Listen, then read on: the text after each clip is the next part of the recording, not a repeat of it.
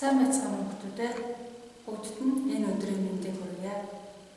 За өнөөдөр багш нь амралтаар гэрийн даалгавар төгсөн гальгийг Монгол бичгээр бичих 30 өгүүлбэрийн эхний 10-ыг бол бид нар ангидаа хийсэн байгаа. Өнөөдөр 10-аас 14 өгүүлбэрийг Монгол бичгээр бичсэн байгаа. Та бүхэн даалгавар хийсэн дэвтрээ гаргаад багшийнхаа бичсэнийг уншин өөрийнхөө бичсэнтэй тулгаад алдаагаа засаарай. За сар өдрөж 3 сарын 11. Нагуур усан дууны нуусу галаагу ангэр шибагу асуру олон буй. Дараагийн өгүүлбэр модон дууны дугу согу үнэгээ бага илбэг байдаг. За энэ өгүүлбэрт багш нь хоёр үсгийг ягаан үгээр бичсэн байна. Илбэг гэдэг үгийн адагт орсон гэ үсэг дэвсгэрсэн байна. Байдаг гэдэг үгийн адагт орсон гэ эр үгийн гэ дэвсгэрсэн байна.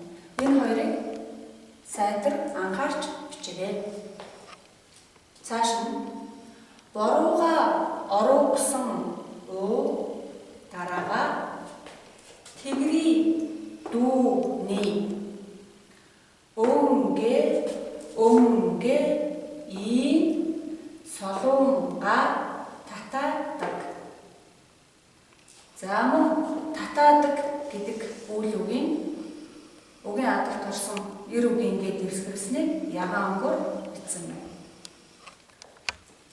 Дараагийн өгүүлбэр улаага өмгэ бол солоонга ийн долууга өмгэн үү нэгэ мөн. Цааш нь мөнхэ тэгри ийн доора мянган хабор Монгол сайхан орон дуу жил дэлгэр.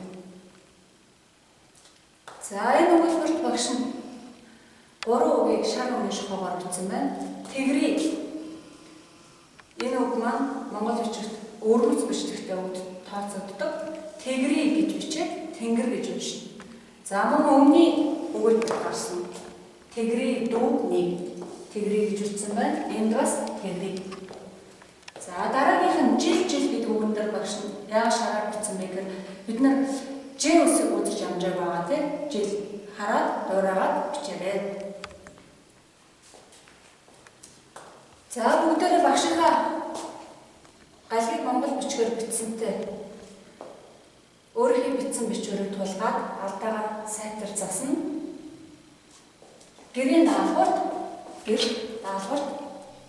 за нэг өгүүлбэрийг галиглан уншаарай. Багшийнхаа хичээлээс дуурайгаад 2-оос 3 удаа галиглан унших 4 өгүүлбэр. Хоёрдугаарт нь дуурай хичээнгүй бичнэ. Дахин дуурай хичээнгүй бичих. Бүр хамгийн сайхнаараа хичээж бичих. 3 кирилл хөрвүүлэн бичнэ 4 өгүүлбэр.